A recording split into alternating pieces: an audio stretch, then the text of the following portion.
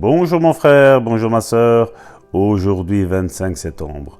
Nous allons prendre notre texte de la méditation dans le psaume 118 au verset 17 qui nous dit « Je ne mourrai pas, je vivrai et je raconterai les œuvres de l'Éternel ».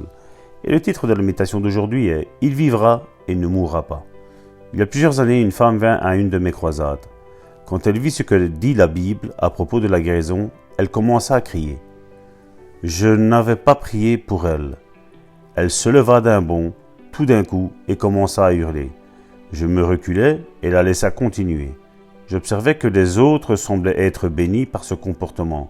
Le pasteur me confia. « Frère, cette femme et son mari sont parmi les gens les plus riches de cette région. Ils valent des milliards, mais ils ne sont pas des pentecôtistes. Ils sont membres de la première église presbytérienne. » Un moment après, cette femme s'avança en courant et nous louâmes tous le Seigneur avec elle. Quand je terminai ce culte, elle vint me remercier et je lui expliquai « Pas besoin de me remercier, remerciez le Seigneur. » Naturellement, reconnut-elle, mais vous m'avez révélé la vérité. Mon fils se trouve à l'hôpital, il n'a que 21 ans, il aura 22 ans dans quelques jours. Les médecins disent qu'il ne vivra pas pour fêter son 22e anniversaire. Il a une maladie incurable du sang. Ils l'ont complètement transfusé à plusieurs reprises. Il est sous une tente à oxygène, attaché à des machines pour le maintenir en vie. Mais gloire à Dieu, continua-t-elle, Dieu est pour moi, il est avec moi et je vais à l'hôpital tout de suite. Je voudrais que vous sachiez que mon fils vivra et il ne mourra pas. D'accord, lui répondis-je, il ne mourra pas. Et elle se dirigea d'un air décidé vers l'hôpital. Alléluia.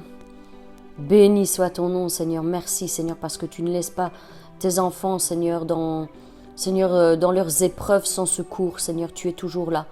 Mais bien aimés, nous voulons faire une bonne déclaration encore aujourd'hui. Dieu est pour moi.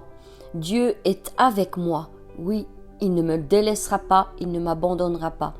Je vivrai et je ne mourrai point, car la parole est la vérité.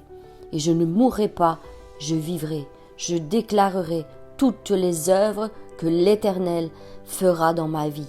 Les unes après les autres, je raconterai tous ses exploits, tous ses bienfaits à mon égard. Mais bien-aimés, n'oubliez jamais que le Dieu de toute la création est au-dessus de toutes choses.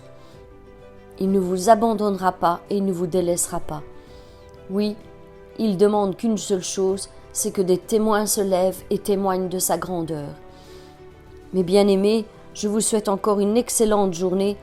Soyez bénis et fortifiés encore en ce nouveau jour de grâce et que la gloire de notre Seigneur se lève sur votre vie.